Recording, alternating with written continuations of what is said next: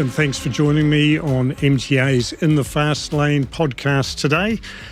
It's no secret that we live in turbulent times. Events in America, the Ukraine and the Middle East have the potential to change the world order as we know it permanently. The doomsday clock has moved closer to midnight as AI and the potential for global conflict threaten our existence. And at a time when climate change is more important than ever, interest in action appears to be on the decline. Back home, we faced an election at the end of the year with the country divided on many issues and thousands of Kiwis leaving for Australia. Who better to give us thoughts on all of this than our former Prime Minister, Sir John Key? Right, welcome Sir John. Thank you very much indeed for joining us today. You're looking very fit and well, I must say. Yeah, feeling dangerously so because I'm 65 in a few months' time, so I'm waiting for Winston's gold card and the pension. I don't know what I'll do with it. I'll have to spoil myself or buy something, I'm sure. Well, and this wasn't scripted, but we were just talking before about your golf and your handicap and what you're playing off these days. And do you want to tell us a wee bit about that? I'm sure people watching will notice your Augusta National polo shirt. Yeah, indeed. Well, I'm playing off 7 theoretically, but I don't know. It's a frustrating little game, Look, to be honest, I'm quite consistent. So I can easily, like all golfers, get bogeys and things, but I don't tend to get a lot of doubles or triples so much, and usually I'll birdie 1 or 2 holes around. So I've had some really good rounds, like everyone. I've had some pretty horrible ones, but I've been pretty consistent in the sort of higher single figures now for ages, actually, post-Parliament. Here's a tough one for you first up. Yep. Who would win a round of golf, you or Donald Trump? Well, actually, funnily enough, I played golf with 2 American guys I know last week. One of the guys I know really well and the other guy I don't really know, but I play golf with him. And he had played golf with Donald Trump about a month earlier. And he said, because, you read all these things that says, Trump cheats and he's this and he's that. And he said he was remarkably good. He said he hits his drive about 210 yards. Not bad for a guy that's 79. Kind of a weird swing. Goes all around his body as swing. I don't know if you've actually bit of an Arnold Palmer. But he said, yeah, it's odd actually. But he's a big man actually, Donald Trump. And so that helps in golf and tennis, as we know. And I think he apparently chips and putts really well. So, I mean, in theory, I think he tries to argue his handicap's 3. So the argument is he would win. But don't know. Haven't tested it. I had to get asked, actually. Haven't taken up the offer yet, but I might at some point. You never know. Have you ever read Rick Riley's book, Commander in Cheat? I've seen it and I've read a few excerpts of it online, but I haven't actually read it. But it's a good read. It's funny. Apparently, he was Trump's favourite sports writer until he read the book, and after that, he blanked him. Won't have anything to do with him now. No. Well, that'd be the end of him. Anyway, there you go. But no, good read if you find a copy. I recommend it. Yeah. Okay, I'll read. So aside from golf, what have you been up to since leaving office? Can you give us a quick life update, a sort of water cooler summary? Yeah. Well, I work. I sort of work commercially, but I try not to work so that every single day is full and it feels like, the old days with a different location. So I'm on the board of 4 different companies. I chair 3 of the 4. Only one of them's listed, Palo Alto Networks. So we're the largest cybersecurity company in the world. I've been an advisor to lots of different companies at different times, mainly about China. So, Comcast and BP and BHP and, big companies that have a big interest there. So it's a sort of a bit of a mix of things. I was, of course, chairman of ANZ and on the group board and nearly became chairman of the group.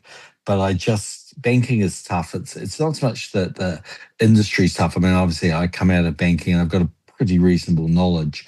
But it's just, there's a highly regulated board papers could be anything up to sort of 3,000 pages. It's 3-day board meetings. It's, between the group and the subsidiary, it's 19 board meetings a year or something crazy. It's just too much stuff. So my wife kind of said, this feels like a change of location, not a change of lifestyle. So I've really gone back to, 3 of the 4 are pre-IPO and one's in, public. So I reckon I work about 3 or 4 months of the year, and it won't be perfect. As we were saying off here, I had a board call at 4 a.m. this morning, and I've got it tomorrow morning, but then it all finishes by, tomorrow's is 9 in the morning and today's was midday, and it saved me flying all the way to New York, so that was great.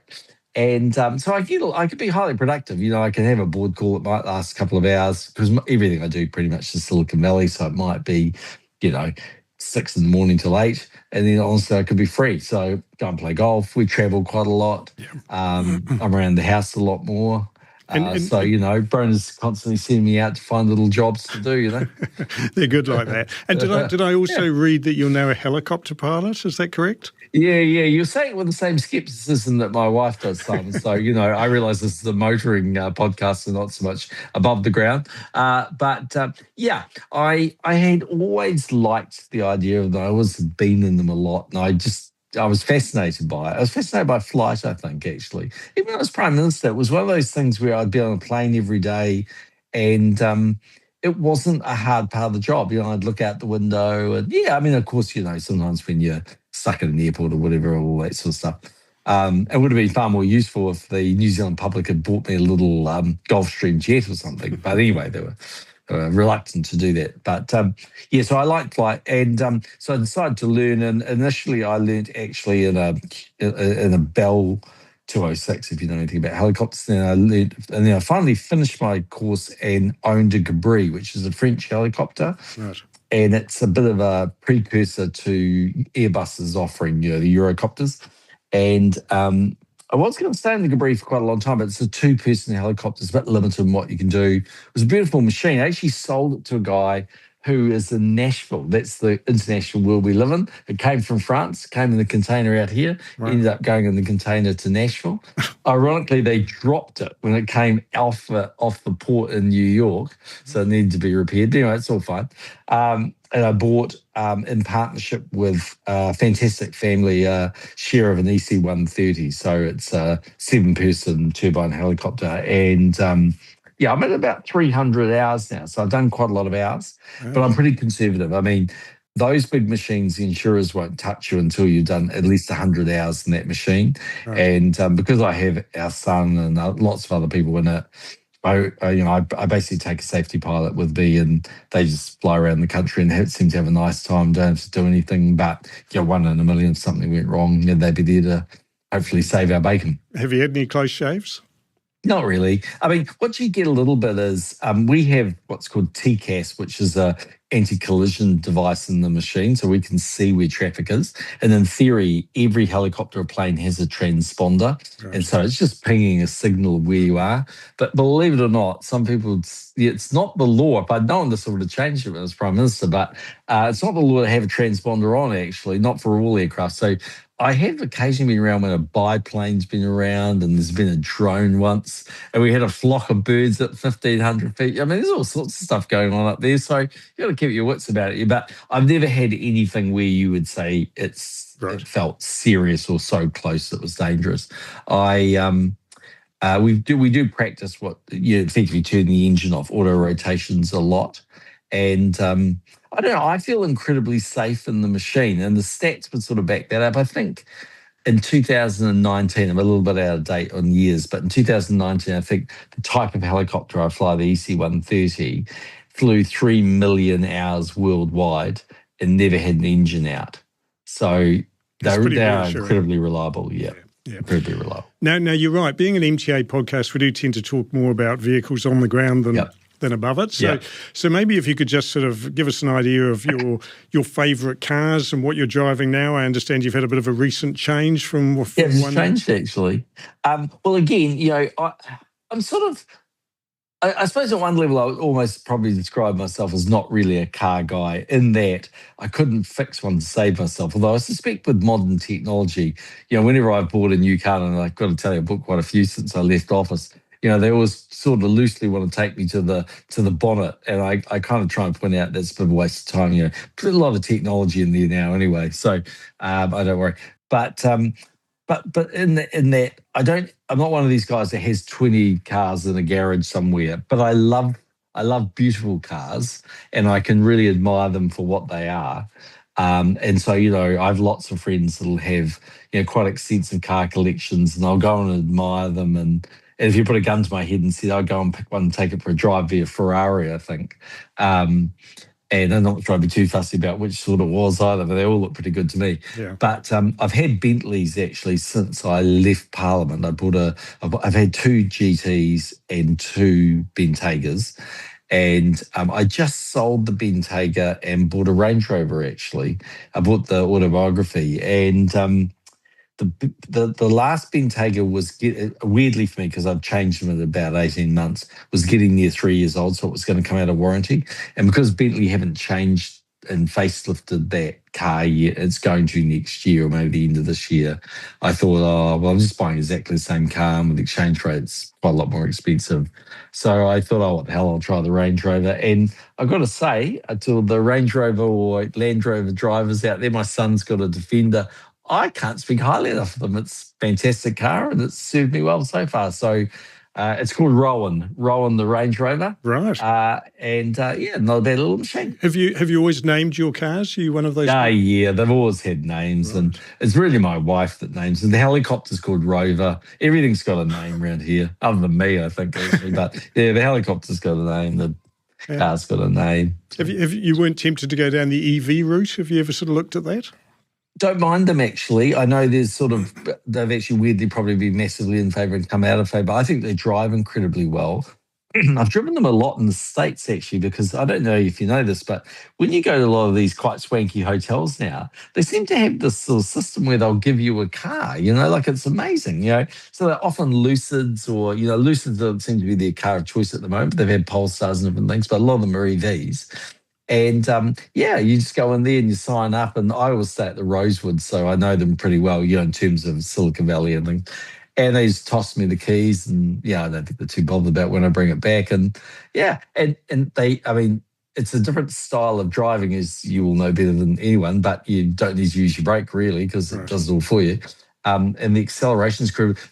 Honestly, one of the reasons I haven't actually bought one is I thought I'm just going to get so many speeding tickets. I'm going to be like all the other people I used to see when we were vetting people for their royal honours. Yeah. You'd see people with a long list of speeding fines. I thought, I'm just going to end up in that case because they're so quick. But I liked them, and I wouldn't have minded getting a Range Rover hybrid actually. But a lot of my friends will say, hybrids, you're kind of the worst of all worlds. They're not quite electric, they're not quite diesel. So I don't know. I certainly wouldn't be opposed to having an electric car, that's for sure.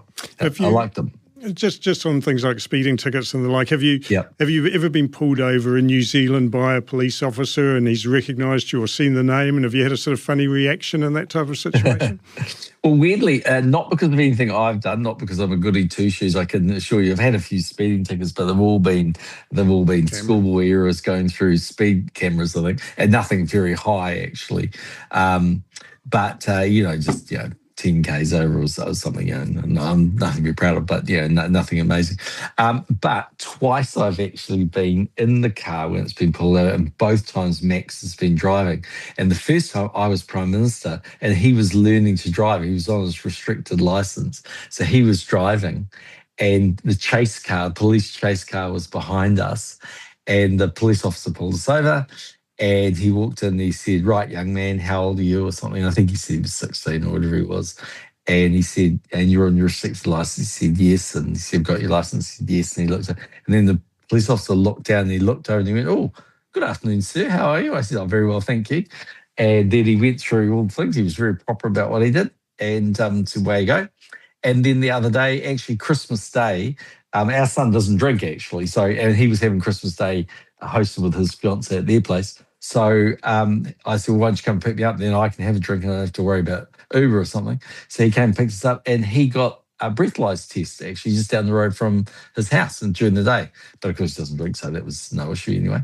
And I'm pretty fastidious. I would never drink and drive for obvious reasons. So I'm very, very, even if I was well under the limit, I wouldn't do that. So I've been pulled over twice, and they both recognised me both times, but nothing. Not that I was driving.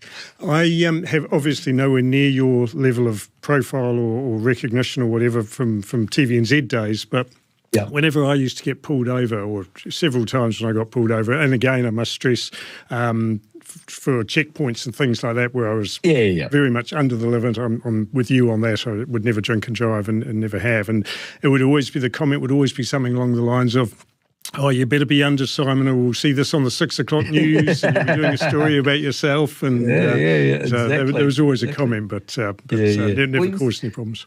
Yeah, it's amazing. You see them with the sort of, I guess there's a better name for this, but the booze bus type of thing. And they're often at like 10 o'clock on a sort of Tuesday morning. And I think, I think if you're over the limit then you've probably got a problem. Well, it's pretty weird. I mean, having said all that, I have this sort of slightly weird thing. It's not completely true. So someone will be able to take a picture one day and prove me wrong. But I hardly ever drink during the day. I actually like drinking. I drink wine, I drink beer, and I drink stuff. And I like having a glass of wine with dinner or whatever it might be.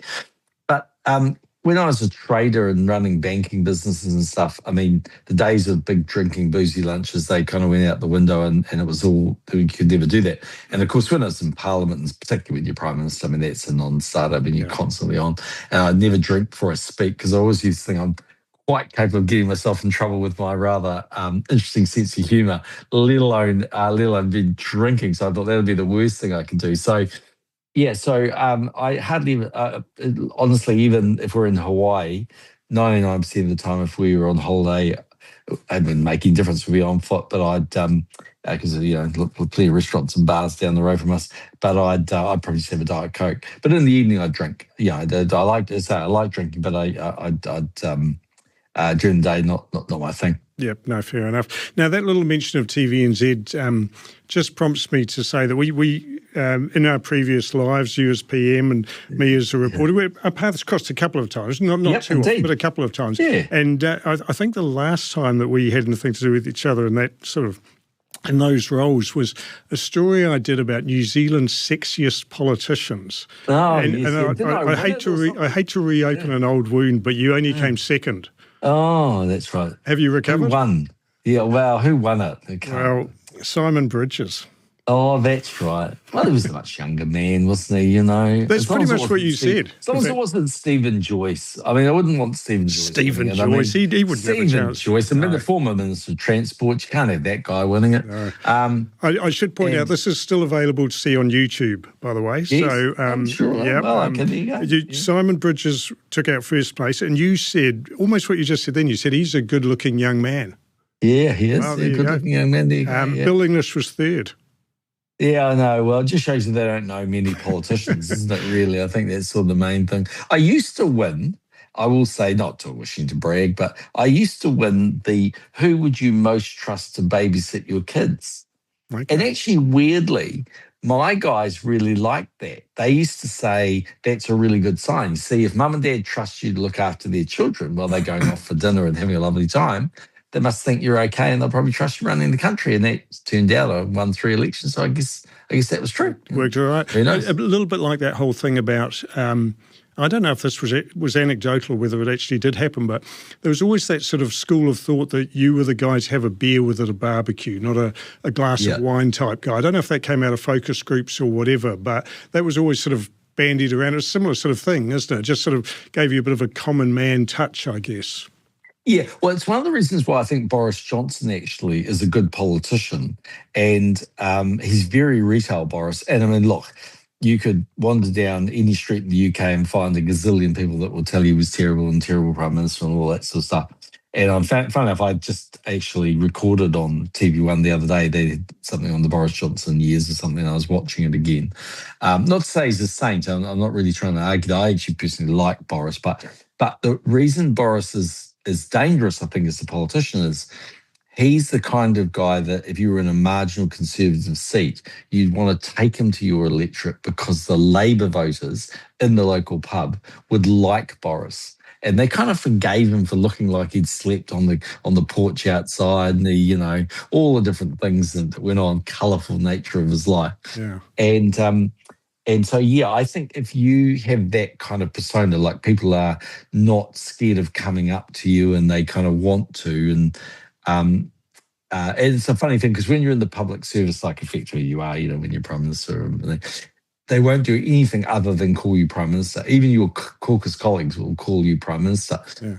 And they're very formal about it. And I used to go after hours, so don't worry about it. And just wouldn't stop.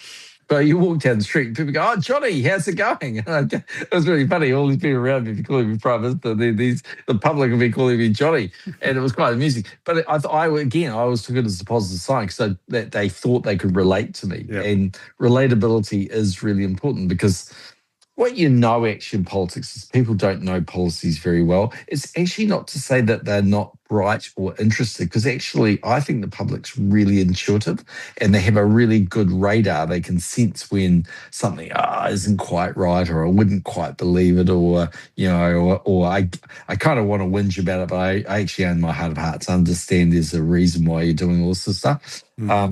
But overall, they always say sausages and laws, you never want to know how they're made. And I think that's sort of true. They just don't want to spend too much. So in the end, they go, look, we'll vote you in, you do your job. When you stop doing your job, we'll throw you out. But in the interim, just get on with it and tell us the results. That's sort of a little bit how they operate, really. Yeah, and I sort of want to come back to that subject of likeable leaders and what makes one a likeable leader a little bit later on if we've got time, because I think that's really interesting actually, and it's very pertinent with the current leaders of the parties we've got. But just before we leave quirky news coverage completely behind, I have to ask, do people still mention the three-way handshake from the World Cup? Do you still get that a lot? Don't mention it. I must do about 10 a week. Probably a little less now. I went to a wedding the other day, and some of the young guys, who was obviously we now go as the kind of olds, if you like, it was the friends of the parents, as opposed to, and three of the young guys came up and they all want to do the three-way handshake and photograph. And I used to go on campus and I must have done it, 1,000 times. It was the funniest sensation when it happened, as I have vigorously tried to defend my honour to not much avail. I think the video footage, as I've said, clearly shows me shaking hands with Richie and Bernard Lapissé coming over the top. Right. Now, I did feel his hand there, and I thought, and amongst, we've won a Rugby World Cup, it's all going crazy, everything going on. I remember at the time thinking, this is sort of slightly odd, but then thinking, okay, and I wasn't quite sure what was going on. I was looking at Richie, and then, anyway, the rest is history, as they say. And initially, of course, the euphoria of winning the cup, it didn't get any coverage. But sadly, as you know, in the media, nothing goes unnoticed. And a day later, it was out there, and So, look, I could say at this point that explaining is losing, but I actually agree with your version of events, because I hadn't looked back at the footage before this, so I can actually see the point you're making. So I'm going to give you a tick on that one. I'll give you a pass on that. Well, and I don't want to reopen another old wound, but I'm just going to bring this up here. For those who are listening, not watching, I'm waving a national flag here. Does it still rankle that we couldn't get that over the line, the flag change? Yeah. Funnily enough, actually, I just did an interview with a guy who is a specialist in vixologist, would be a big study of flags. And anyway, he was asking me about it, and I said, look, here's the issue, right? People don't like change. They just generally, people are averse to change. It's just the way it works. It's quite a good thing when you're prime minister and you're wanting to stay in your job for a while. They don't like change. And we always knew it was going to be a really tough sell. I mean, without getting into the politics of it, it was funnily enough Labor and the Greens policy to change flag. So I kind of thought, there'll be a chance that even though they won't like it, they'll get there. But of course, they decided, okay, well, if we lose the referendum, it'll hurt me. And so it became a political thing. And actually, the fact we got so close was remarkable. But take it all to one side. I didn't, weirdly, actually really care what was on the flag in some respects, if you like. I mean, I care, but my point being, that wasn't the driving motivation. What we'd really done is, by then I'd been there for quite a while, and I had the sense of that national pride was really growing, and we were starting to become much more overtly, parochial and patriotic, and it's not our nature. New Zealanders is a soft kind of, not boastful people, and so we tend to, not be quite, we're a little bit more reserved. But I thought, hey, this is great for New Zealand to have this sense of national identity. And in the end, it's the silver fern. I mean, you can argue everything like it's the silver fern.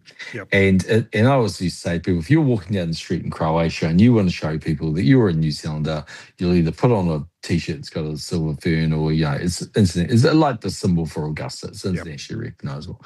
And we should have had the black flag, silver fern, just like Canada has the flag with the maple.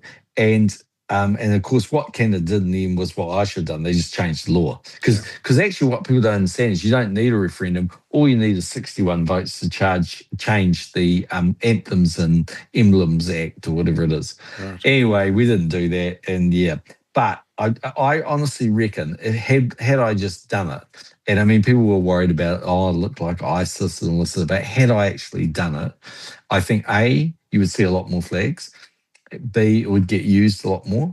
C, I think it would have had some of the desired effects that we talked about. And D, I think most of the people that would have objected, some of them would still be objecting, but Canada used to have a flag that looked very much like ours. Show me a single Canadian that would go back. So, and the interesting thing was kind of my mistake, really. But when Canada did, I don't want to sort of labour the point on the flag too much, but picking up on that last point, but when they actually made the change, most Canadians didn't support the maple leaf. There was actually quite a lot of opposition to it. But over time, it's grown. You'd probably be hard-pressed to find a Canadian that doesn't like that design now. So you're right. If the change had just been made, there would have been a lot of people saying, it looks like a bloody tea towel or a logo or whatever, but over time, everybody would have embraced it. I agree with you 100%. 100%. Wouldn't it have been? No. Wasn't there some copyright issue with the rugby union though? Oh, but they would never have stopped us. I mean, the All Blacks were never going to stop us, and we wouldn't have necessarily had to have that film. We could have had something slightly more stylised. But I mean, look, here's the clue. There's a reason why Air New Zealand puts a silver fern all over its plane. I mean, it doesn't have the New Zealand flag on it because most people wouldn't recognise it. And as I said, it was really about I was all about trying to build confidence. I mean, it's a political view, and this isn't a political podcast, so I won't drown you with all the party, political broadcasts. But my fundamental view of life comes from my mother, and she was this Austrian Jewish refugee who got out of Nazi Germany just before the Germans invaded. And she was 16, and she had a very interesting life. But she always said to me, look, John, you get out of life what you put into it. It's as simple as that. And you can make excuses and you can find reasons why things don't work and find reasons why people are in better shape than you. But in the end, you make your own luck. Now, again, not to say that some people don't have a lot of tough luck. I kind of get all that. But broadly, I think she's right. I think if you work hard and you give it a go, and success gets defined in many ways. It's not necessarily financial success or being Prime Minister or being an All Black or whatever it is. It's in many ways. It might be being great in the community, being a great family person, whatever. There's a million ways. And so to me, anyway, I was all about philosophically saying, right, governments can only get you so far. They can take care of some things that you individually can't cover. Most people can't afford their own little army, so we need the police force. Most people aren't going to build their own roads to go on or fly a helicopter, so guess what? We need those. You can go through them all, but the long and short of it is outside of that, you make your own luck. And we're a little country at the bottom of the world. No one knows us for a living. We've got to find our way in the world. How do we do that? Well, we market the hell out of brand New Zealand. Yeah. And the flags just, should personify that. I don't think it does, but I think it should do. Yeah, no, I agree. No, good point. I think in hindsight, the public probably got that one wrong. A change would have, by now it would be better. I should have just done it. I should have just done it. Well, I let it get political. That was the problem. And that was the one bit that we read wrong. Yeah. To be fair, we thought, Labor and the Greens would fall into line. And I don't blame Labor and the Greens. It's called politics. They thought, if I lost the referendum, it would hurt me. The weird thing was we lost the referendum, and the next poll that came out, I was more popular. As preferred Prime Minister, I was more popular. And my numbers, the party's numbers went up. It was like, so people completely divorced it. They went, we don't agree with them on that. Some people, obviously, because they voted no. But then they went, oh, yeah, but that doesn't mean you can't run the country well or whatever. So it didn't have the desired effect anyway.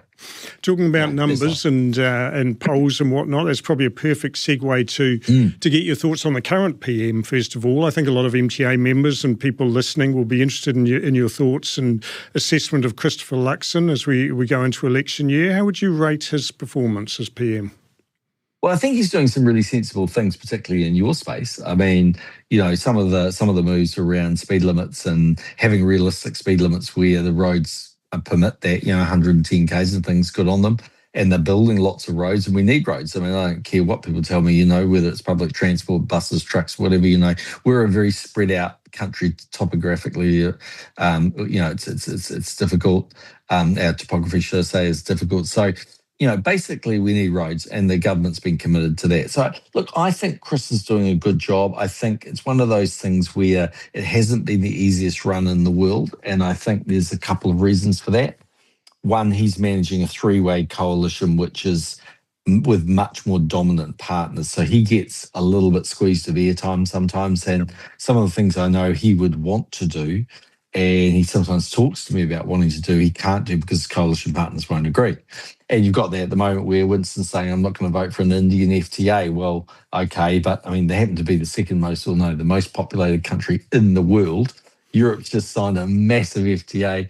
We get rich by selling things to other people in the world, and they're going to reduce their tariffs. Hello. I mean, I don't know, call me old-fashioned, but I think it's a great thing the government's done. So you get the drift, and that's just politics. I get it. Winston's got a base, and he's talking to that base. I mean, so I think we were always very lucky to have such big numbers. Our coalition partners were, bluntly, a lot easier to handle. So that's been one thing. I think, secondly, he inherited a pretty messy economic position, and it's been really tough. I mean, because you had such a bounce up in housing prices, and then something we've never really seen before, a significant fall in house prices in Auckland and Wellington. So, around the country, it's probably not so bad, but Auckland and Wellington feel that the mood has felt really bad, I think. Yeah. It's starting to come right. So, look, I think overall, Chris has done a really good job. He's hugely competent.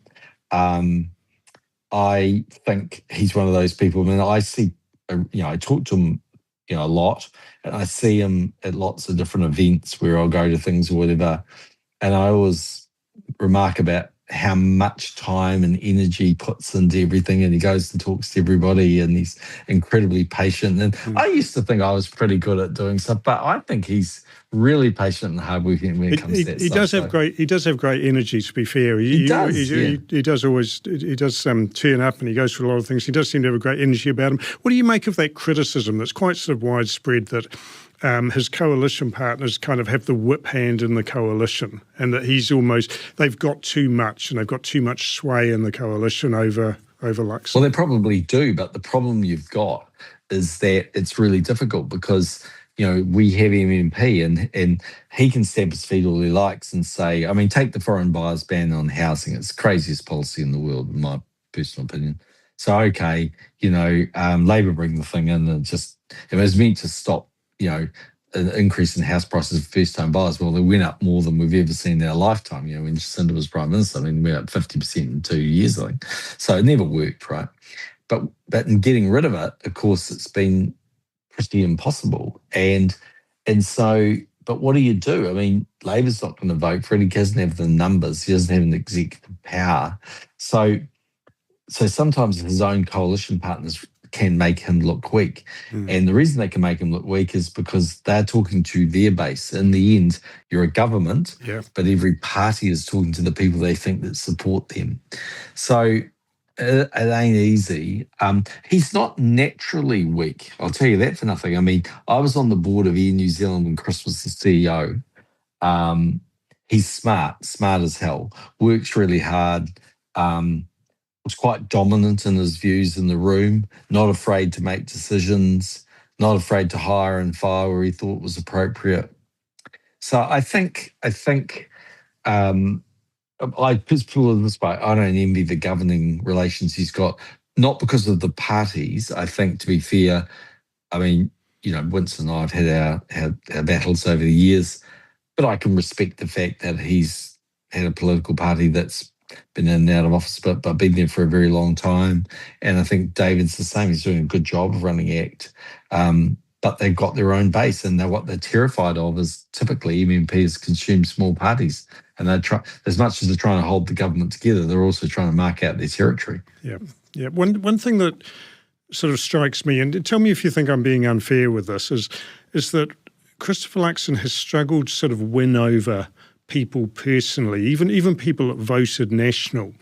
He just doesn't seem to have captured the affection of the country, perhaps as well as you did, to be honest. And there's a couple of things that I think turn people off, and one of them is his constant laying the blame for everything at Labor's feet.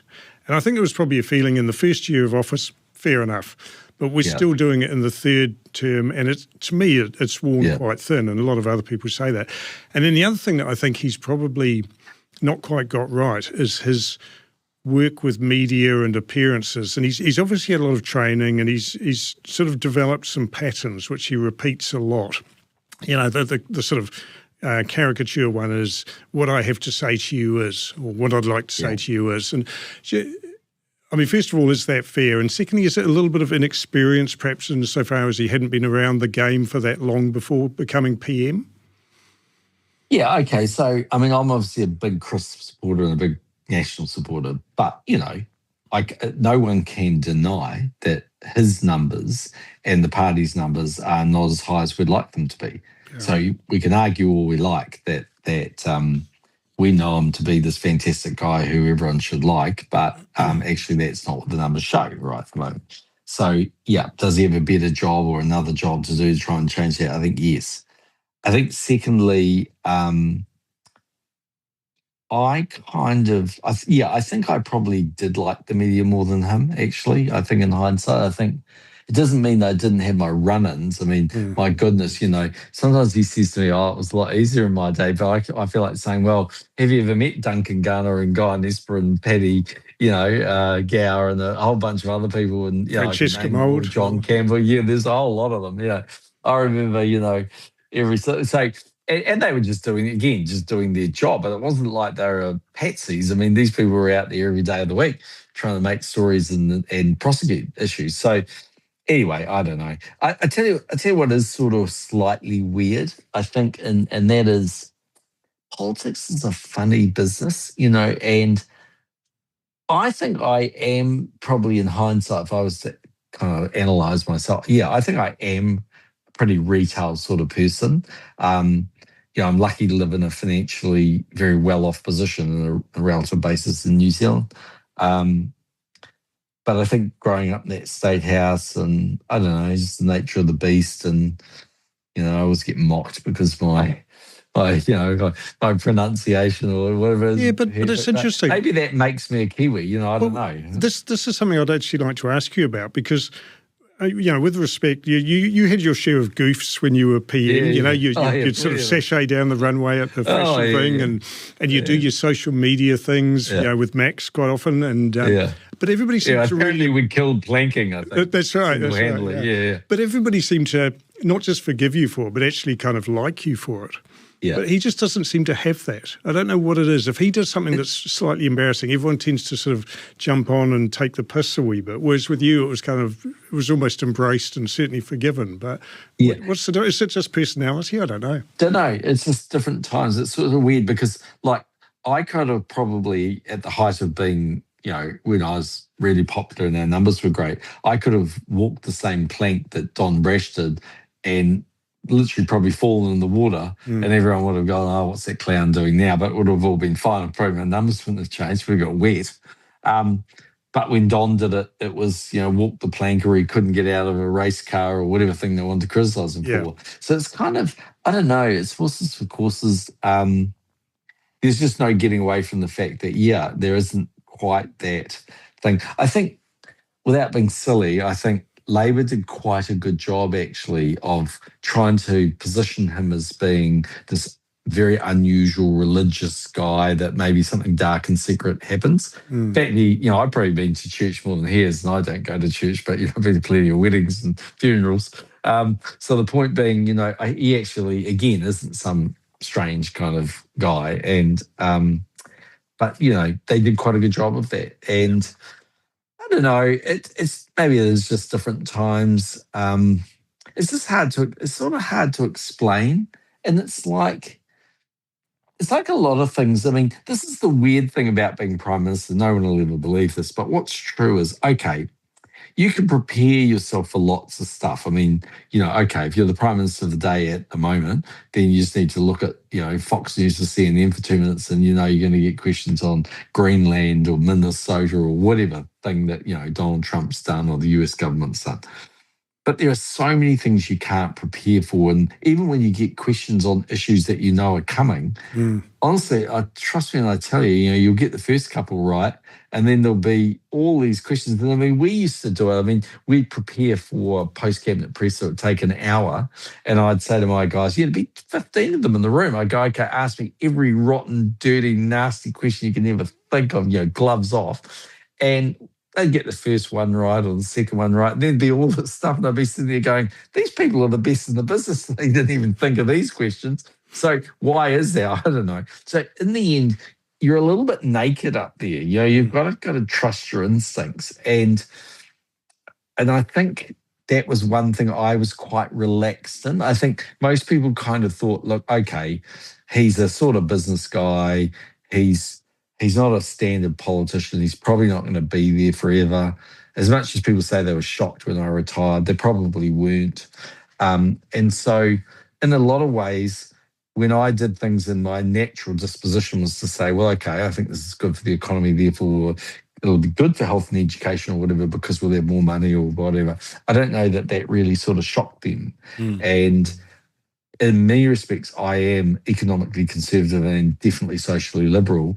And actually, if you look at polls in New Zealand are broadly that. So 70% of the public, for instance, wanted euthanasia. Most of them will never use it, fortunately, but they wanted it. That's where I sit, So I kind of had that happy marriage of that kind of stuff. But all I can tell you is, despite what you might think, we don't rehearse for it. Like we wouldn't, weirdly, this might sound unusual, we wouldn't actually think up a policy, go and take it to a focus group and then do it. We would literally think up the policy, implement the policy, and then there would be focus groups later on. And you might sit there and go, well, that's pretty dumb. Why didn't you ask them? But the answer is because eventually we would say we need to do these things and we just need to, I need to be able to win selling the argument. And also that's the other thing is, you remember the number of times in the paper of the Prime Minister does U-turn, Prime Minister jumps off galloping horse, whatever, bucked off galloping horse. And of course, the TV journos like yourself will be out there saying, U-turn, Prime Minister does U-turn. But what does the public hear when they hear U-turn? They don't go, oh, he's getting his backside handed to him. They go, oh, good, he's listening to us.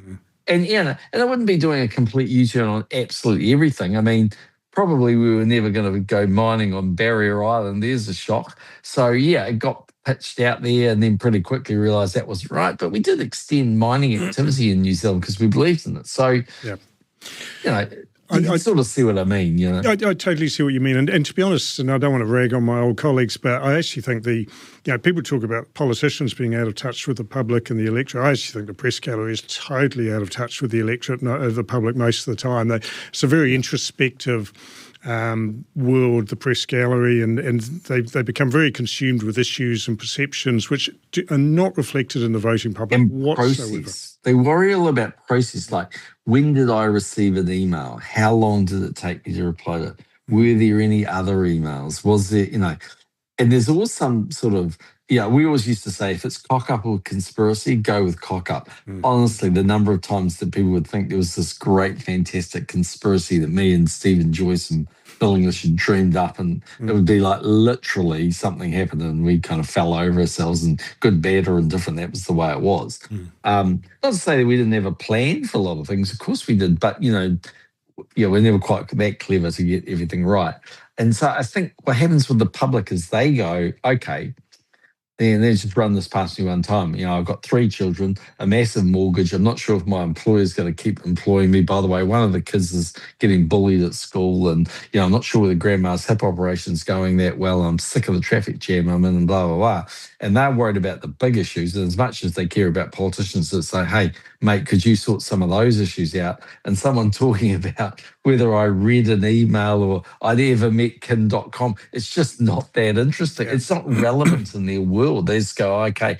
But to the press gallery, they're sick of hearing the stories about the economy or whatever, because they hear them every day in Parliament. Yeah. And so they just kind of get sick of it. And I think it's a bit of a shame in a way, because it's a little bit of a disservice to the public who actually kind of probably do want to understand things. But now, it's not always that way. Like if you go and have a look at the story, say, about the Indian FTA, you just used the example earlier, I think the Juno's did a pretty good job of trying to say, hey, this is what it means to New Zealand, these are the jobs. So that's not always negative. But, well, it's just the nature of politics. It's a bit of a cat and mouse game. It is, and always will be, no doubt.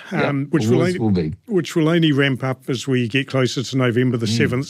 So what are you picking as the battleground issues for the election this year? Cost of living, obviously, is probably top of the list. But what are your thoughts on that and other issues that are going to dominate the campaign trail?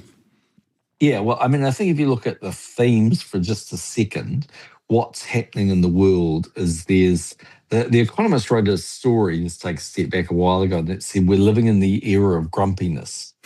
And I reckon that grumpiness has manifested itself in political parties that have tapped into that feeling of, maybe globalization isn't working, or migrants, aren't playing fair and, don't pay their tax or haven't come legally or whatever. You can go through a million issues. And it doesn't matter where you look in the world, there are political parties that are tapping into that in quite a significant way. Pauline Hanson in Australia, Nigel Farage obviously in the UK, Trump clearly is in that vein in the United States. Winston's always played that space to a degree in New Zealand.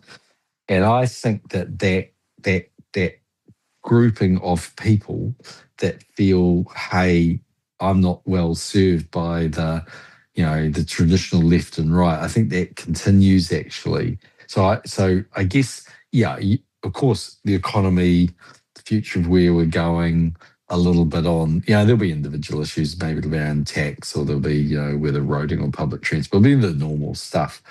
But I think more actually what you're going to see is, I wouldn't be surprised to see an election where I think National gets home. But would I be surprised to see New Zealand First and ACT poll pretty strongly? Not at all.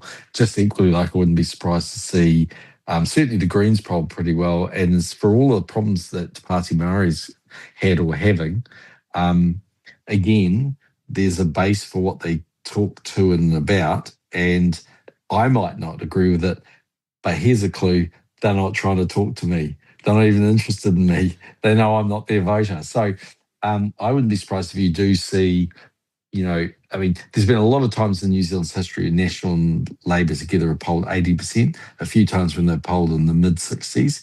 I wouldn't be surprised to see this as an election where they're in the mid-60s on a combined basis. Yeah, interesting. I agree, actually. And I feel like the electorate has become quite polarised and more extreme in many ways. And some of that is around age, right? Because you've got your older voters who are very much concerned about their immediate future, and they're probably, the Winston National voter. But the youth voter is interested in, the young voter is interested in completely different matters. They're interested in treaty issues, diversity and welfare and sort of human rights type issues. Climate change is massive. So I almost feel like there's quite a gap, and maybe it's always existed, you would know far better than me, but I really feel that there's a huge gap between the sort of older voter and the younger voter this time. And I agree, I think that will play out by way of more of a levelling of the field. And all these polls writing off Te Pāti Māori and the Green Party, I just think they're way off. I think their voter, their base is stronger than that, and it will overcome hiccups. Yeah, I take it all with a grain of salt. I mean, for a start off, don't forget, when you have a poll of even 1,000 people, and that's a lot, TV1 does say 1,000 people. Okay, but within that, for the Greens to get, say, 8% in that poll, 8 in the 1,000 have to be there. 80 in the 1,000 have to be there, and it doesn't take a lot for them to be sort of 60 or for them to be 90. It can move around quite a lot. So I guess my point is polling, I think, is really hard now, because in the old days you'd poll on landlines, and landlines weren't perfect, but if you ran the sort of postcode of Remuera, you're probably pretty certain you're going to come across a right-wing voter. And if you rang a postcode or telephone number for South Auckland, it's probably a pretty decent chance you're going to run into a Labor left-leaning voter. So of course, always strictly correct. I mean, but it's a proxy. Yeah. How do you do that off a mobile phone number? It's very difficult. And then people can say, "Well, I do it over the internet," but then that requires people to opt in, and it's just not that easy. So I'm not sure. And then to your point, young people are getting their information in very, very different ways. I mean, my son is highly educated, double degrees, runs 3 businesses. Last time he watched the 6 o'clock news was at our house. That's the only time he watches it. But never see it. Probably actually better up to date with a lot of issues than I am. But goodness knows where his feed's coming from. Honestly, it's everything from Reddit to whatever social media sites he's looking at. Yeah. No, I know exactly what you mean. I've got a 25-year-old, and he would be the same. I think the last time he watched TV was probably because I was on it, and that's 10 years ago. Totally. So, but yeah, he knows far more about many things than I do. He's a very astute, voter, really. So yeah, I totally get it. They get their information from very different sources. Well, even podcasts were in a thing a while ago. I mean, nowadays people listen to podcasts when they're in the car, or I don't know, on their laptop or on a train or whatever they're doing. I mean, there's lots of ways you can and consume that sort of thing, and they're popular, for lots of reasons. So, the people, look at someone like Joe Rogan. I mean, his podcast lasts for 3.5 hours and seems to have millions of followers. He's made a lot of money out of it, so it's working somewhere. Absolutely. One thing you touched on before, and I'm interested in your thoughts on, is the house price situation in Auckland and Wellington. And it seems to me this is a bit of a sticky one for the government. This is a bit of a tricky one for National, because you've got a senior minister, Chris Bishop, who's on record as saying, the reason I get out of bed in the morning, the reason I went into politics is to have more affordable housing for more people, to move away from the cycle of house price growth so more people can get into homes, and this is my reason for being in politics. Yet, on the other hand, many traditional National voters want their house price to increase. They've put their money into property. That's their long-term retirement goal. That's their long-term investment, and would feel pretty piqued, I imagine, at any suggestion that we need to bring the price of your property down, which has happened anyway through market forces. But they would. It feels to me that National risks upsetting some of its voter base by persisting with this affordable housing line that Chris Bishop is clearly quite wedded to. How do they solve that conundrum? Well, not easily. I mean, so what Chris Bishop is talking about is not unique. Chris isn't the only person who talks about this kind of stuff. I mean, there's quite a lot of international evidence that, and I saw a survey in the UK recently that said, weirdly, most cohorts are feeling better about life, and they believe in the equivalent of, say, the American dream, except for young people who often believe they'll never be able to afford to buy a house, and they're getting locked out of all these things, and the boomers got to enjoy everything and they wrecked the environment along the way, and we're left with this highly indebted nation's unaffordable house prices, intergenerational costs being lumped on us, and life isn't fair. Okay, so that's a consistent view, actually, that is in the political discourse, if you like. And, I understand what Chris is saying. I understand that sort of argument. On the other side of the coin, falling house prices are a nightmare. And they're a nightmare because if you think about the way housing works, at the moment, a third of people in New Zealand have a house with a mortgage, a third of people in New Zealand have a house no mortgage, and a third of people rent. And the people that rent, sometimes they rent because they're pre-purchasing a house. often they might rent because they're not necessarily going to live there forever, or maybe they've had a change in marital status. They got divorced and they don't want to buy a house straight away. I'm even sure they're going to go to Australia or, whatever. There's a million reasons. Can't afford it. They're flatting in Dunedin at university. There's a million reasons, right? So, but if you go to the third that have a mortgage or the people that want to buy a house, very often they will be borrowing a fair chunk from the bank, 80% LVR. So of the $1 million, say the house costs, 800,000 is being borrowed, 200,000 is their own. If they buy that house for $1 million and the house prices go down 20%, they have no equity in the house. They cannot sell. They cannot, if they have a relationship breakup, they're literally half the time are staying in the house. They might hate each other by that point, but they can't get out because there's no equity left. Or maybe then they actually owe the bank money. And compounding that, they've seen their interest rate go up as well on their mortgage. Yep. So they're struggling to make their mortgage payments too.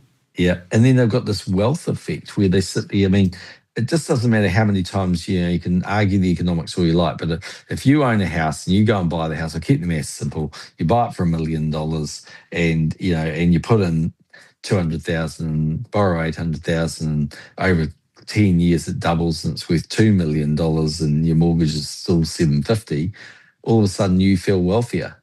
And when you feel wealthier, you go, well, I'm a millionaire. I've got $1.25 million down of equity, and you might borrow a little bit more and have a wee holiday and buy yourself something and do a few things. And that's the way life works, And so negative house prices are negative. And then the only other second point I'd make is that basically the argument at the moment from the government is that intensification is the answer. It's partly a local government thing as well, so it's not all our guys, but it's intensification is the answer.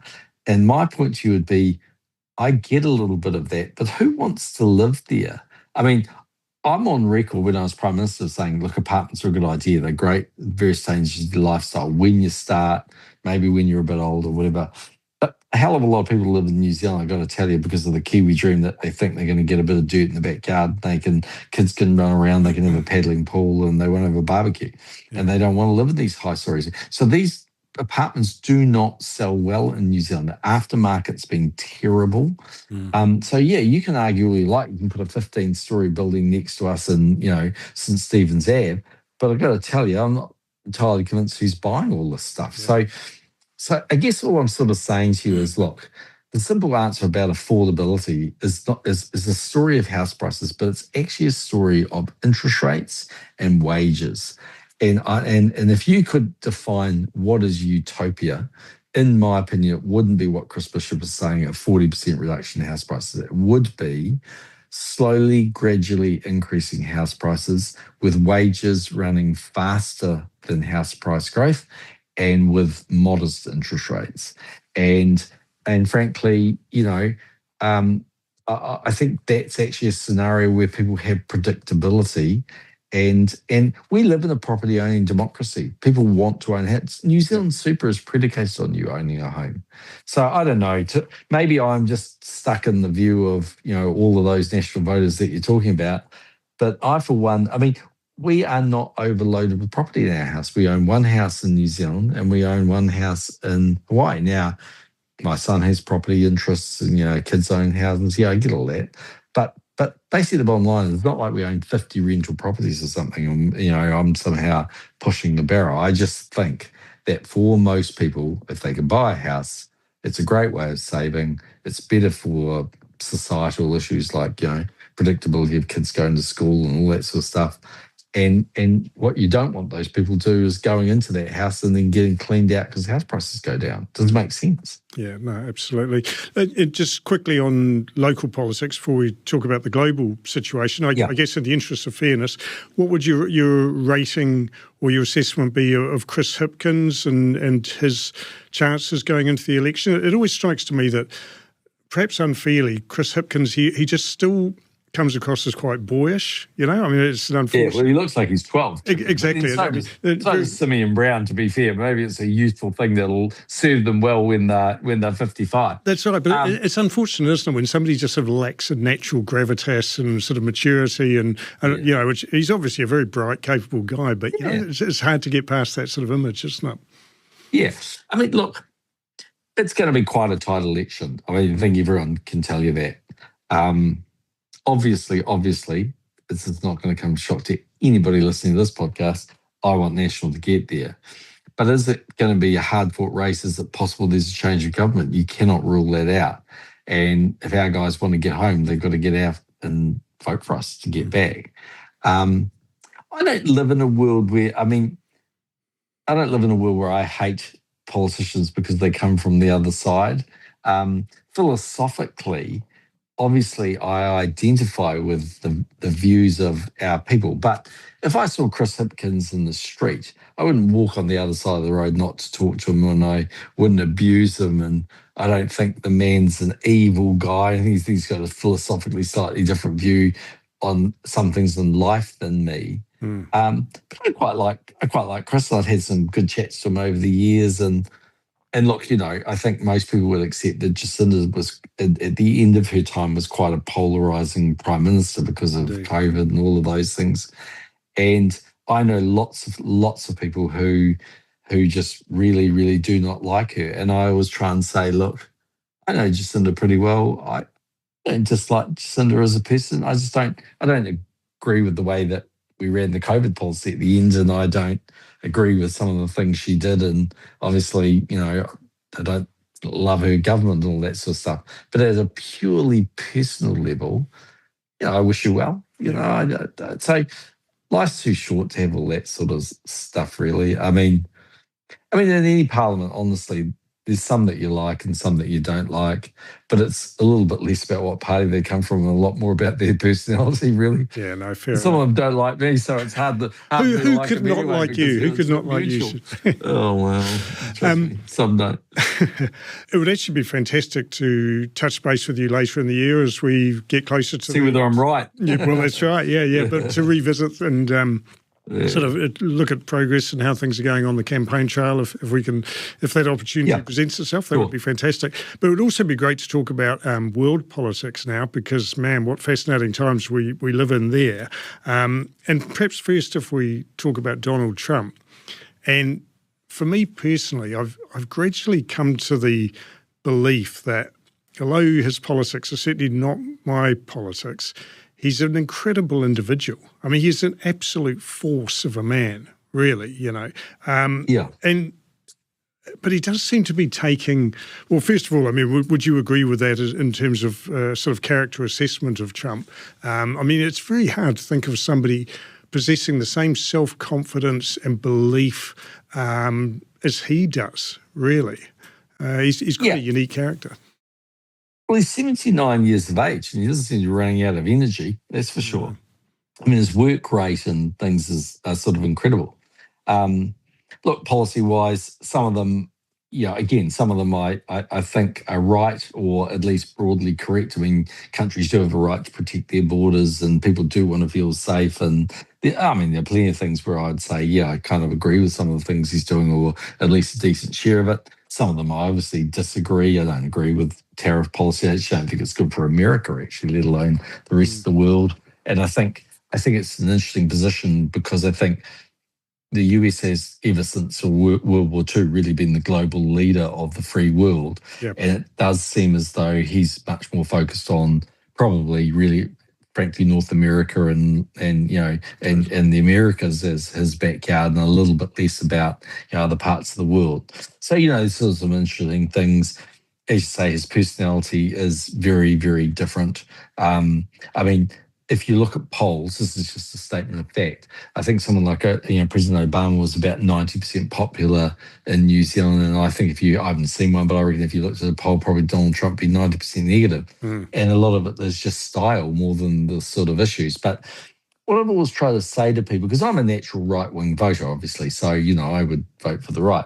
What I've always tried to say to people is, well, okay, let's say you really don't like Donald Trump. Is Donald Trump the problem, or is he a symptom of the problem? I mean, because he gets there because the majority of voters who vote, not the majority of Americans, but the majority of voters who vote, voted for him. And they voted for him because they're angry and they don't think life is fair and they don't think that they've been treated fairly, and, they're kind of sick of things. And it's a little bit like, okay, take his position in Ukraine. is it messy, and is it like, would it be completely fair if the Ukrainians had to give up ground and things? No. But he is right. An awful lot of people are dying, and we've got to stop it somehow. So it's like I find with a lot of what he does, I can see a logic in not everything, but a fair bit of it. Sometimes he loses me on some things where I look at it and go, I just don't get that. But what it's more a reflection of is, it comes back to that thing I was saying to you earlier. There's a global trend, and this polarization and extreme views, I think partly driven out of COVID, partly driven out of social media. Man, it's alive, but it's really alive in America. Yeah. Really alive in America. And I spend a lot of time there, and honestly, I'm really surprised. I go there, and the number of people that come up to me and go, "Oh, Donald Trump, our president's doing a great job." Yeah. It's not something you hear in New Zealand, but honestly, you do hear that in the States a lot more than you would think, which I know our media and stuff wouldn't agree with, but it is remarkable. Well, I think we could spend plenty of time on how the media have got Donald Trump wrong. I think they've just consistently underestimated him, but that's probably a subject for another conversation. I think the media coverage against him, which has been so loaded against him as well, is just. But yeah, I mean, he clearly struck a chord with the "Make America Great Again." I mean, this is your point about, is he the problem, or is he a symptom of the problem, or he tapped into a chord with that, into a vein with that, and clearly there was a lot of angry, dissatisfied voters for that message to resonate, right? Because if there wasn't, it wouldn't have worked. But it worked so effectively because there was a lot of people out there who did feel disillusioned, who did feel the US had probably been undermined on the world stage and lost its prestige. And, he has been hell-bent on absolutely reversing that. And yeah, say what you like, a lot of people love him for it. I guess the question is whether he has done that to such an extent that it is bad globally. I mean, America's always been seen as that force for good in the world, and that sort of stabilising influence, and the world order of the last 80 years has pretty much depended on that. And he just doesn't seem to care about that one iota. It's US first all the way. That's right. And so he would say, oh, okay, well, I've piled the pressure onto Europe, and guess what? Finally, for once in their life, they've started spending more on defence and stop syndicating everything off and palming it off to me to look after and pay for, and I'm finally forcing them to pay some money. So that's fair enough. I sort of get that argument. On the other side of the coin, the concept that we would say to someone, well, if you don't play ball with me on Greenland, for instance, because there's a natural security position I'm trying to protect you, I'll whack a tariff on you. Seems pretty bizarre, doesn't it? So it's what's unusual is probably as much as anything, it's that point that you're just making, that we're so used to America being this kind of, it's a bit like dad, being a teenager and dad being the sensible, logical voice, or mum being the sensible, logical voice in the household, and all of a sudden, it feels different. We're so used to that, and it's changed. But I don't know. I wonder whether, as said to you, look what's happening right across the world. Le Pen in France, Farage. I mean, Farage is polling more than the Conservatives. At one point, I think he was polling more than the Conservatives and more than Labour. I mean, it's incredible, this sort of movement. So, and even Brexit, you sit there and you go, logically, if you were part of a big European trading bloc, would you break out of it? Well, they did. So there's something going on in the world, and I don't know. I actually think, if you, I always say to people, and this is hardly a shocking statement, I think if you close your eyes, cryogenically froze yourself and came back in 20 years, what would the world look like? And if you want my view, there'll be three superpowers: India, China, and the United States. Yeah. So you might have had 80 years where it's really been the US that's been the superpower, but it won't be like that for much longer. China is obvious, and India is rapidly growing. Yeah, but is that good for world politics, though? I mean, inherently it doesn't feel like a very secure thought to have three massive superpowers dividing the world up. and fighting over it. It's not Yeah. a particularly reassuring long-term thought for me anyway. Yeah, I don't know. I suppose it depends on how it plays out. I mean, if, for instance, let's argue that China is a good actor, like it's not, and actually history would say they haven't actually been overly aggressive. They have their own view of what is China.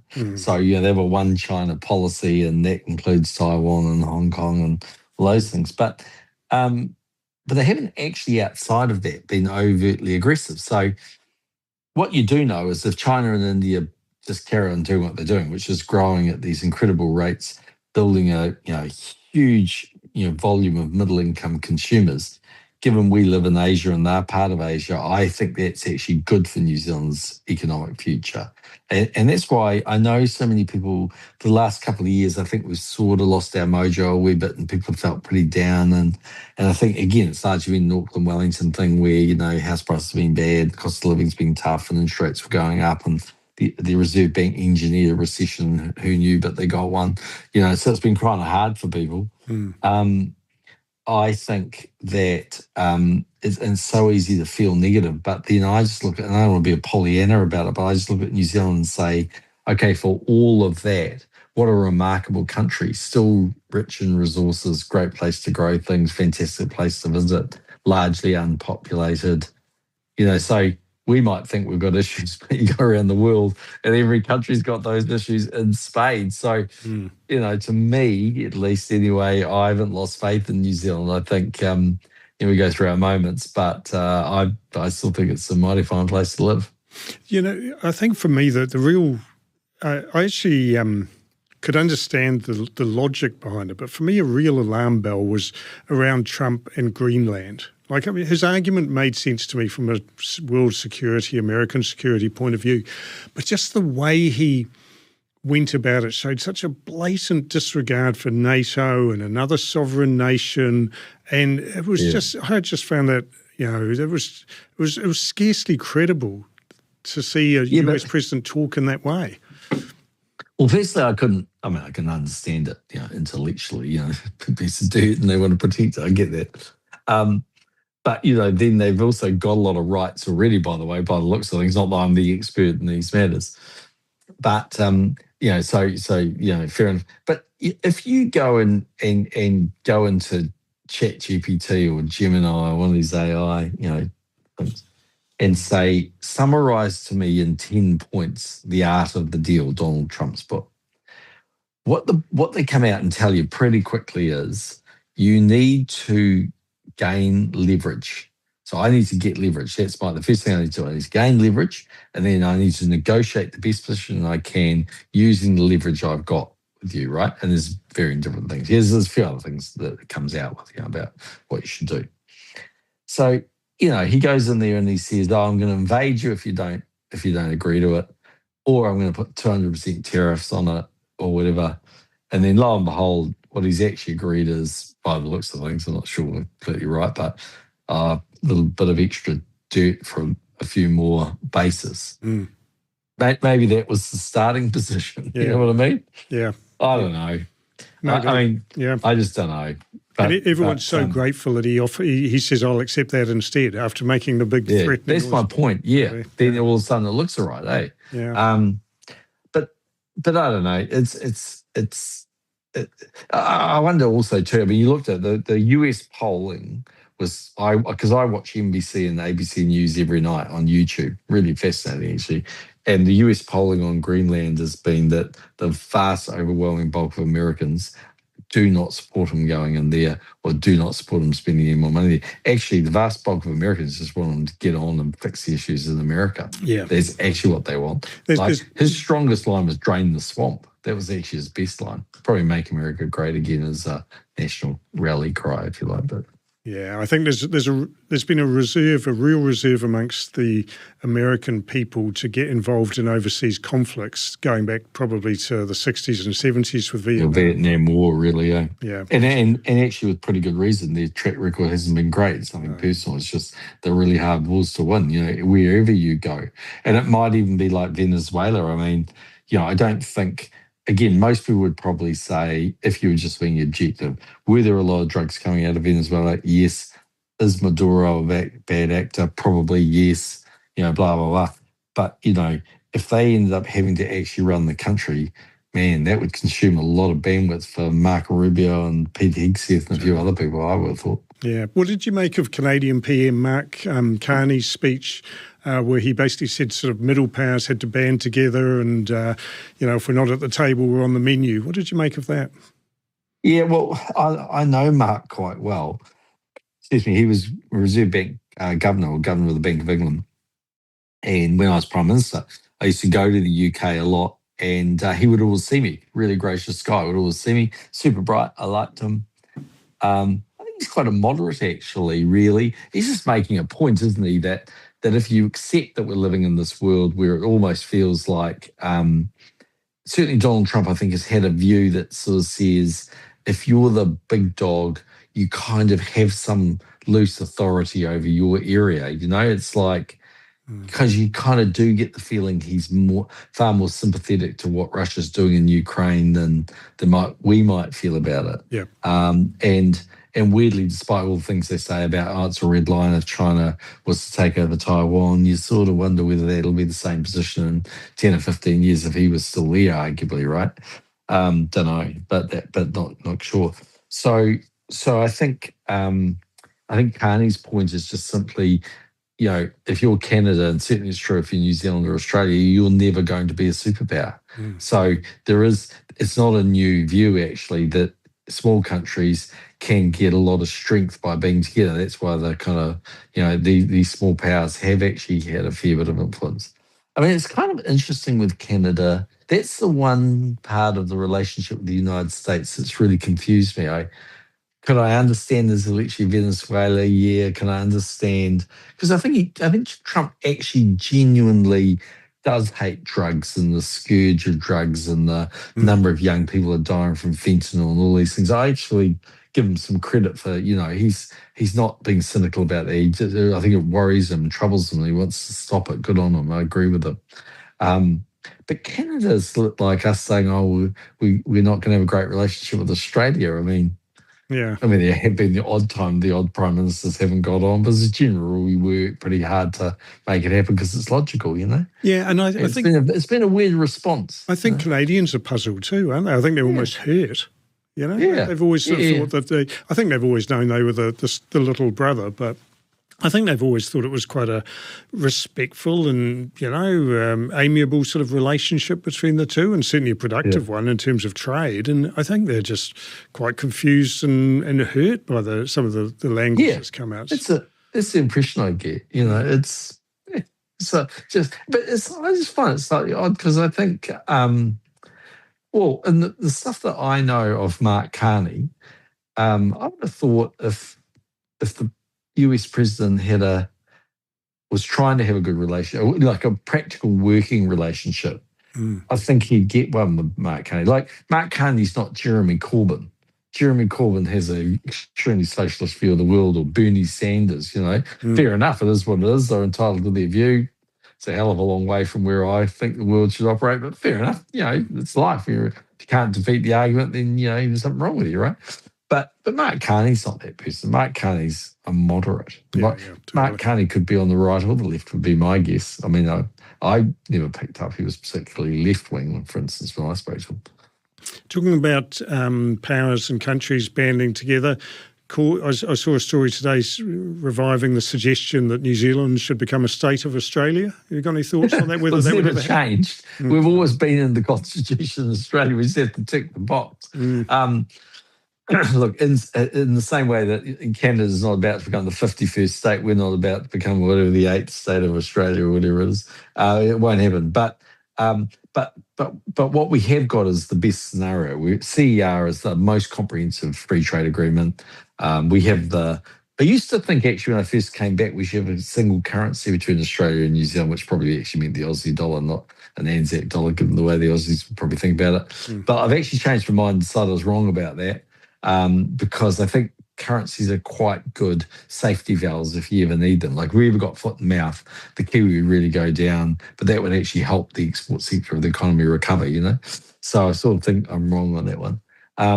So yeah, look, I don't think it's ever going to happen. I think we'll just happily sort of cruise along like we do, and yeah, we're never going to spend as much on defence or foreign policy, and as the Australians do. But it doesn't mean we can't and don't have a very legitimate voice and kind of do our thing, really. But yeah, I don't think we'll be singing Waltzing Matilda or something anytime soon. No, I tend to agree on that one. What do you think about Russia's sort of expansion plans? A lot of fear in Europe, and some big headlines in recent months where you've had various generals and leaders coming out and saying Europe should prepare for war within the next sort of 20 years and that sort of thing. Is that a concern for you that Russia is going to push further into Europe and there is a probability of conflict at some point? It's more unpredictable than other places. As I said to you, if you said to me, does China one day want to, have a more tighter relationship with Taiwan, so to speak, I'd say to you, I don't think they're going to invade Taiwan, but I think they definitely said as part of China, it's always been one country, many systems. Whereas, and I don't think they are this problem child that some people believe. Whereas Russia, a very different, much more unpredictable force. And I think it's easy to sort of say, well, it's Putin and Putin will come and go one day. But I don't think it's as simple as that. I think, be careful what you wish for, because you might replace Putin and get someone that's arguably, and hard to believe, worse. Yeah. I think what you see with Putin is quite clear. I think he is literally trying to put the band back together again. So at the moment, it is less about invading Poland or all these things, and it's far more about a genuine belief that Gorbachev was wrong, and that actually it should be the USSR as we know it, and Ukraine is definitely part of us, and all of those things. And he is unpredictable. So I think that's where I understand why Angela Merkel did it, which was she got rid of nuclear power, which gave Germany energy independence, but actually just put her in the place of being now reliant on Russian gas, and that was sort of a disaster. So I think, will they have war in the next 20 years? I suspect no, primarily because I think that would be the red line for the US, and what the Ukraine battle has shown us is how weak the Russian army is. I mean, really, it's kind of pathetic. They should have won. I mean, that's the conventional wisdom. That they're so much bigger, better trained, powerful, had more options. So they haven't been able to defeat Ukraine, and they certainly wouldn't be able to defeat a United States or a combined NATO if it was fighting back. But I do think that they can cause a lot of problems, and I do think if he was to be successful in Ukraine or even part of Ukraine, that would be the end of it for Putin. And he has a national psyche of people who quite like that. He's a strong leader, actually, weirdly. So it's not like what he's doing is unpopular. At home. Very unpopular globally, but yeah. Interesting point you make about be careful what you wish with successes and things like that, because that's another issue I think for the States, isn't it? I mean, Donald Trump is one thing, but J.D. Vance I think is possibly an even scarier one in some ways. I don't know. I've met Trump a couple of times and I've spoken to him a few times, and I've been a bit in that camp, notwithstanding, as I say, something surprised me, whatever, that the media have always got him wrong because of their whole argument. His supporters take him seriously, but they don't take him literally, and his detractors take him literally and they don't take him seriously. And I've been a bit in the camp of, I take him seriously, but I don't take him literally.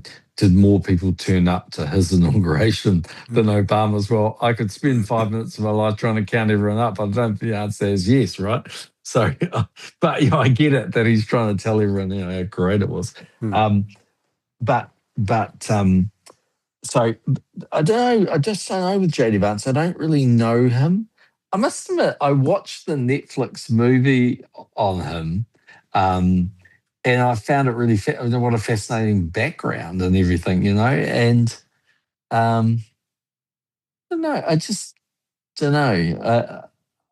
Um, have to wait and see, I think, is the argument. Is there is there a viable alternative on the other side? I mean, this is always the problem with American politics, isn't it? Basically, the two-party system. But the Democrats were in utter disarray at the last election. Can you see them putting forward a good candidate in the next one? I know we've got 3 years to go, but is there a viable contender on the other side? Possibly. I mean, I personally don't think it's Gavin Newsom. I think California's a mess. I mean, I spent a lot of time there, and I think it's been an absolute mismanaged sort of state that's highly indebted and not working. I mean, it's just lucky it has Silicon Valley and it does so well out of it.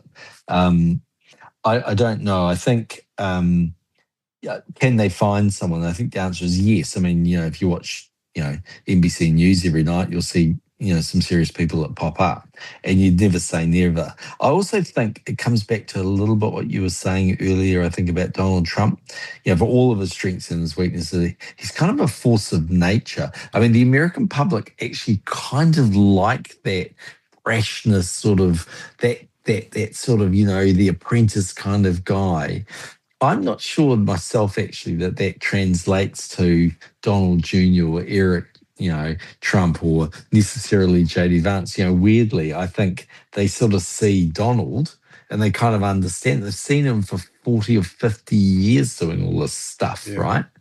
But does that mean just because your last name's Trump that, it's all fine? Yeah, with a hardcore group of people, yes, but I think for a lot of other people, not necessarily, actually. So just when you think one side's going to win and be there forever, you learn in politics that it doesn't work like that. So, a betting person would say he's going to have a pretty rough time in the midterms.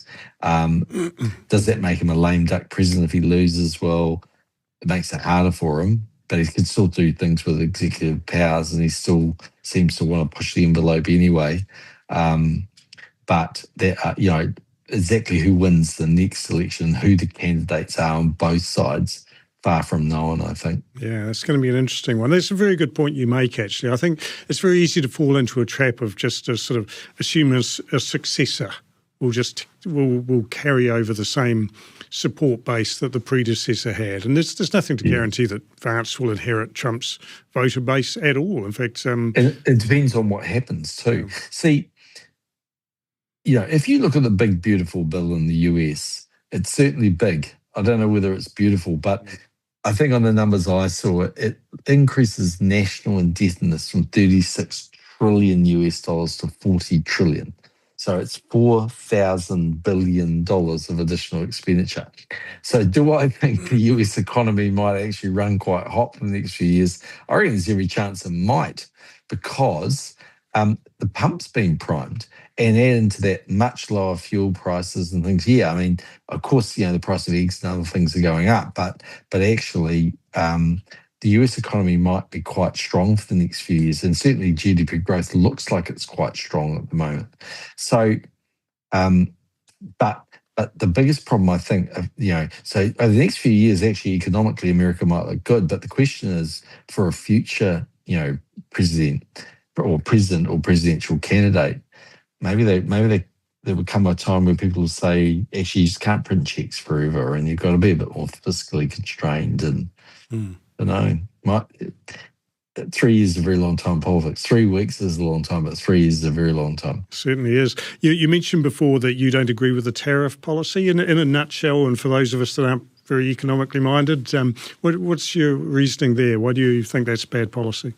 Yeah, okay. So, I mean, in simple terms, tariffs are a protectionist measure. So if I make gumboots and New Zealand makes gumboots and I'm a US maker and I make my gumboots and they don't face a tariff and the New Zealand ones go up by 20%, then you superficially you'd sit there and go, that's good. I'm the American gumboot manufacturer and I now no longer have to compete with those nasty gumboots coming out of New Zealand and happy days.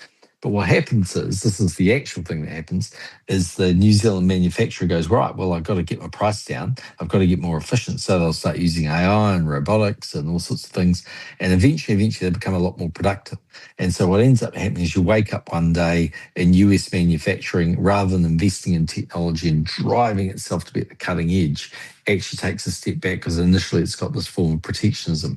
And the way I'd sort of describe that, to give you a sporting analogy, okay, as much as, I, like the next person, hates seeing the All Blacks lose, right? I mean, if we just said, okay, for the next 2 years, the only teams that the All Blacks can play are the Sacred Heart first 15 and the King's College first 15. Look, I'm sure they'd win every game. I'm sure there'd be some very big results. I'm sure they'd feel good about themselves. I'm sure there wouldn't be the level of injuries that we have today. Do you reckon they'd win the World Cup? Not a chance, right?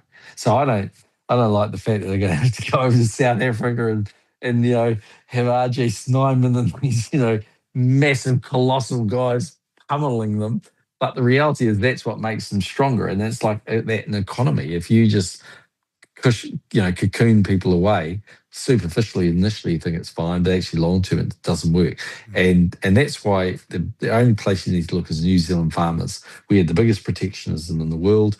We took it all off. It was a disaster for years, really tough. But out the end of it came these highly efficient New Zealand farmers who used science and technology and who drove fantastic businesses. And now they can compete against anyone in the world with not a dollar of subsidies. And that's the kind of economy you want, one that's actually running on its own steam. Just a couple of quick ones to finish, I guess. And the first one, just picking up on what we've been talking about, it feels like it is a time at the moment where there's a bit of uncertainty, a bit of doom and gloom, both locally and globally. There's certainly uncertainty about world politics and relationships. So you're generally a glass half full kind of guy, I think it's fair to say. Definitely. Yep. Are you positive about the future, or have you got any concerns, or you're generally pretty upbeat about how things will travel? Oh, I mean, look, there are always concerns, but I think if you look at what makes New Zealand tick, we're fundamentally a really good place to produce food, and we're living in a world where there's going to be increased demand for that food. And we're going to have access to those markets like India because of the work the government's been doing. And I think it's easy to dismiss that and not give them credit. But I've said to Chris Luxon, I said, years after you're no longer in office, people will look back one day and go, that was a monumental shift for our economy, access to 1.4 billion people. And I think we're part of Asia. We produce food. Tourism's a massive part of what we do, and we've got a lot of very smart people, and technology is reducing that tyranny of distance. So, yeah, are there challenges? Are there too many young people going to Australia? Have we got a bit of a brain drain? Yes, but, I heard the other day, actually, I think it might have been the PM that was telling me or someone, but I think under this golden visa, there's $3 billion worth of applications. There's a hell of a lot of money of people saying, I think New Zealand's not a bad place to invest. That is true. So I don't know. I kind of look at it and go, well, yeah, okay, yeah, I am definitely glass half full, and I can run the risk of being a bit Pollyanna-ish. And I'm not arguing that there aren't challenges, but you show me a country that doesn't have. I mean, the issues that we have, they all have them. I mean, you go to Canada, they'll tell you about brain drain. You go to Australia, they'll still moan about the fact that the young people go to America. You talk about anything from attendance at school to drugs to I don't know, violence or whatever. Every country's got it. And so if you had to choose a place to live, I reckon we'd be one of them. And I think technology's been a massive transformational effect. And I think things like AI, for instance, they'll cost a lot of jobs, they'll create jobs, there's a lot of challenges out of it. But man, they will deliver this incredible productivity growth for a country like New Zealand if we embrace it properly. So what's ahead for you personally this year? What's on your horizon for 2026? My wife would say don't take any more work on. I think the answer is we're in a pretty good groove. It's a combination of, spending your, decent, we spend about 7 or 8 months a year in New Zealand and about 4 to 5 months overseas. A third, say 3 months in the US and 2 months in Europe. I don't think that'll change much. I don't think the level of work I do will dramatically change a whole lot. I've got more than enough things and not really looking to do too much more. But equally, hopefully it'll be a healthy and sort of kind of happy time. I don't think I try not to be overly involved in politics. I mean, I talk to Chris, I talk to our people. Obviously, I desperately want to win. I'll do anything to help them. But in the end, you have to, it's a bit like being a parent and tossing the kids the keys. At some point, you have to say, okay, drive the car and drive it safely. You have to let them get on with it. So yeah, I don't, I'll be there to help as much as I can, but I don't think I'll be overly involved. But yeah, it's going to be a fascinating year, I think, with the election, those kind of things. So, yeah, I mean, I'm looking forward to it. As I say, I turned 65, so it's another little milestone, isn't it? I remember when I was, when I was 25, I used to think 65 was a terribly old man. But the other day I was playing golf in the US, and the guy said to me, "How old are you, sir?" And I said, 64. And he said, "Oh, you're a senior, you get a discount." And I thought, well, that's not too bad. I'm paying $100 less to play on this golf course. So I was quite happy about that. Silver linings. Yeah, absolutely. Oh, well, look, thank you so much for your time, Sir John. We could have talked about a lot more for a lot longer, but I appreciate we've talked probably long enough. But thank you very much indeed for joining us, and all the best for 2026. And perhaps we could touch base with you later in the year to see how the election is tracking. Sure. All the best. Thanks, Simon. Thank you. Cheers. And if you've enjoyed listening to that as much as I have, please do check out the other episodes of the MTA podcast in the Fast Lane. We've talked to some really interesting Kiwis. I think it's really worth your time. We're getting some great feedback. Please do drop a like or a comment, and make sure you follow MTA's In the Fast Lane podcast for more episodes coming up. Thanks very much indeed.